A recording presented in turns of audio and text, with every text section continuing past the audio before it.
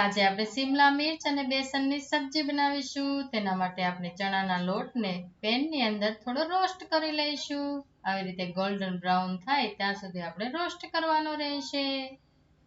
ત્યારબાદ પેનની અંદર આપણે ઓઇલ એડ કરીશું, થોડું જીરું એડ કરીશું, થોડી વરિયાળી હિંગ એડ કરીશું અને થોડા શિમલા મરચાં એડ કરીશું। તેની અંદર હળદર, ધાણા જીરું, ગરમ મસાલો, આમચૂર પાવડર, ચાટ મસાલો એડ કરીશું। થોડું મીઠું પણ એડ કરીશું અને થોડી વાર સાતળવા દઈશું।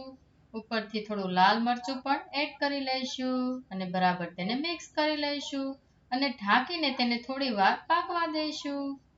ત્યારબાદ આપણે જે રોસ્ટ કરેલો લોટ છે ચણાનો તે એડ કરીશું અને તેને બરાબર મિક્સ કરી લઈશું અને થોડી વાર તેને ઢાંકીને આપણે પાકવા દઈશું। તો તૈયાર છે શિમલા મિર્ચ બેસન વાલી સબ્જી।